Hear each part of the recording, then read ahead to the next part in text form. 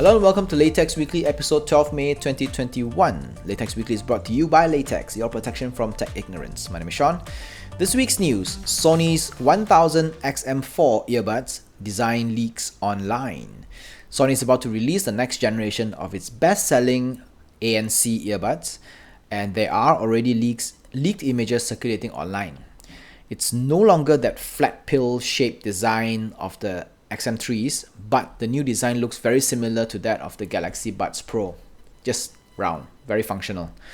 It's a small round device that can now fit entirely into your ears, which is undoubtedly, in my opinion, the most efficient earbud designs in the world at the moment. But bud stems like the ones on AirPods are just annoying. You can't wear it with bike helmets because you'll just dislodge it halfway and you have no idea what to do with it. You pull out your glasses, no problem, but you pull out your face mask and you can dislodge it.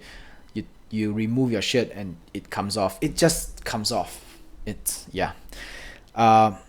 any case, reports also claim that the XM4's charging case will support wireless charging. No claims on water and sweat resistance. I believe it will be there.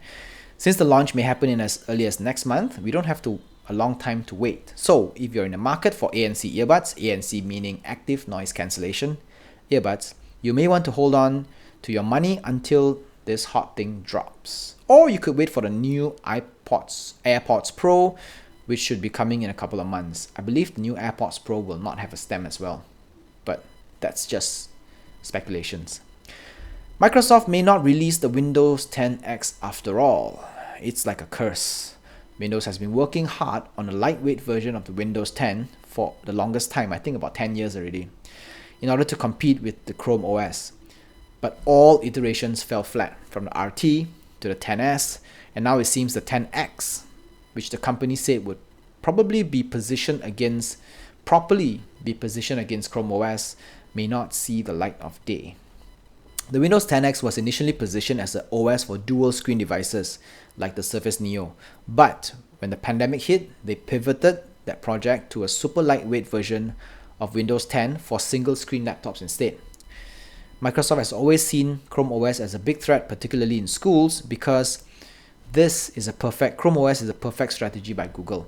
They make cheap devices, they put Google's ecosystem in there, they start the kids young, so the kids will grow up having completely invested in the Google ecosystem and would not want to move away. It appears now that due to the increased sales of Microsoft-activated devices worldwide, the company is planning to make improvements on its core OS instead of continuing to build on 10X. So whatever they learn from the 10X, they're going to implement on the Windows 10 proper. The next few months will see Microsoft releasing sweeping rejuvenation of Windows, quote, from Microsoft, which will include updating of the interface and new icon packs. Yeah, about time, because the Windows 10 is quite dated already.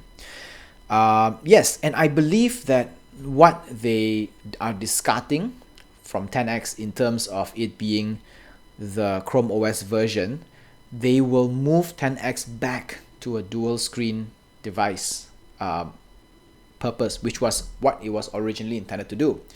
But because of the pandemic and supply chain problems and chip shortages, they are probably going to shelve it for a while.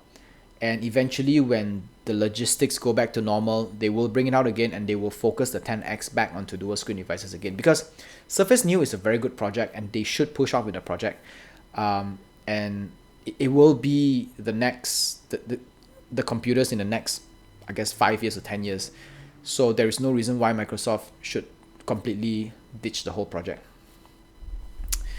There are a few weeks left to upload unlimited photos on Google Photos. Google Photos has been the go-to photo storage app by everyone, mostly because it offered us unlimited storage of not so high resolution images for free, not so high being their high quality, instead of the original version. If you don't already know this, that is going away come June 1st. Moving forward, all media uploaded into Google Photos will count towards the 15 gigabytes free storage capacity that you share with your Google Drive documents. And you gotta pay to get more storage. But seriously though, it's not much. I pay for it. It's $120 a year for 200 gigabytes $120, you can just lose it with like, I don't know, 5 cups of coffee. So you pair that with a newfound not so trigger happy camera skills, and there you go. 200 gigabytes will serve you just fine. This also means that from today until the end of May, you are still free to upload as much high quality media as you like without it counting to the capacity. So now that we're under MCO lockdowns, MCO meaning a kind of lockdown for people who are not in Malaysia, or whoever else who are living elsewhere in the world who are in some form of lockdown, and you have some time, sit down, upload everything into Google Photos, start to create albums, and maybe come up with a new habit on how to cull photos before uploading. That will help. Google pushing 2FV to all. 2FV meaning two-factor verification. Google is turning two-factor verification on for every Google account by default. It's in a push to move users towards a more secure account world. For those who do not yet have 2FV enabled in their accounts, that will change because Google is pushing a prompt that is actually activating it for everybody, right? What's going to change is that Google is going to push a prompt to one of your other devices to verify that you're signing in. For example, if you don't have Google account, let's say a Gmail account, automatically already sign in by default in your iPad, right? And you're signing in for the first time. And what happens is that when you sign in for the first time, it will send a prompt to your mobile device, to your phone. Is this you? If you say yes, it's fine. If you say no, the sign in will not work. Simple as that. Yes, it may feel a little bit weird because you need to have a secondary device in hand. I mean, a second device, which is kind of like a primary device, because your phone is always your primary device and you're always signing in to your secondary device, whether it's your iPad or your laptop or a computer in a cyber cafe or something. Cyber cafes, for those who already forgot, are cafes with computers, which pre-COVID era we can still go in and use. So the fact is that we always need to have our phone with us, which we already do, right, in order to log in. If you still don't like the idea, you can always turn it off in your account settings, but you have to bear the additional risk of hacks, because it's not just Google. I think every company is also pushing us the two-factor authentication. So it's about time we just don't get so stubborn with it. Start familiarizing ourselves with how two-factor authentication and two-factor verification works on all the accounts we have. They are a little bit different. For example, you can use your Microsoft logins with a special authenticator app on your phone, which asks you to verify temporary code. So you have it in your mobile device, and instead of having a prompt to say yes or no, it has maybe like it shows on your laptop or in your tablet the number is 90. So on your mobile device, you log in, Face ID or fingerprint ID or whatever, then you go into the app, then it says 90, you click 90, then it's done. So quite straightforward and quite simple. Apple plans to roll out their own 5G modem by 2023. In 2019, Apple bought a majority of Intel's smartphone modem business for $1 billion, which got with them 2,200 Intel workers, equipment, intellectual property, and leases, as in the properties. According to Ming-Chi Kuo of Mac Rumors, this will position Apple to make their own 5G modems by 2023 at the earliest. Until then, it will rely on Qualcomm for the chips. This move isn't surprising because Apple loves to have control, right? And there were two major instances where Apple had lost control of their hardware and they were kind of like at the mercy of a third-party provider. The first one was during their iPhone 7 and iPhone 8 models, in which Apple equipped half their devices with Intel modems and the rest with Qualcomm ones.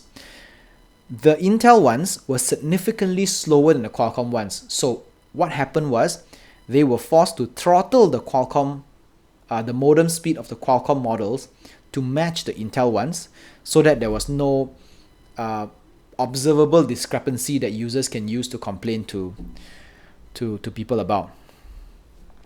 Complain to Apple about.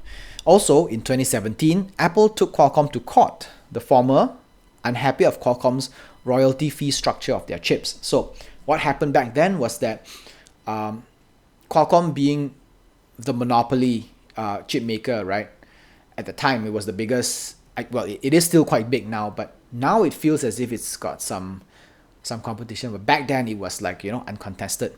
So what happened was Qualcomm charges Apple, actually all devices, for one fee to make the chips for these companies. Every single mobile phone company or tablet company that use modems, they charge them one fee, and they charge a secondary licensing or they call it royalty fee, right? And this royalty fee is a percentage of your device's price. If I have a brand called Oppo and I'm selling a very powerful phone with a very strong with a very good modem for a third or maybe a quarter of the price of the iPhone, the Apple iPhone, my cost for that chip is a lot lower. The same chip that goes into my Oppo phone is a lot cheaper than that of the iPhone because of the royalty fee. Because iPhone sells the phone so expensive, therefore the royalty is more. So Apple didn't like it, so Apple took Qualcomm to court, but at the end of the day, they settled as well. So these are the two reasons why Apple wants to push forward to build their own hardware. Which is good, because then it has more competition, and Apple probably won't, but they could, but they wouldn't sell these modems out to a third party. That's all for this week. Laytechs Weekly is available on Anchor FM, Google Overcast, Google Podcasts, Spotify, Pocket Casts, Radio Public, and more. Our full videos are available on YouTube, and I post bits and clips on Instagram and Facebook. This is Laytechs Weekly, episode 12 May 2021. My name is Sean. See you next week. Stay safe. Au revoir.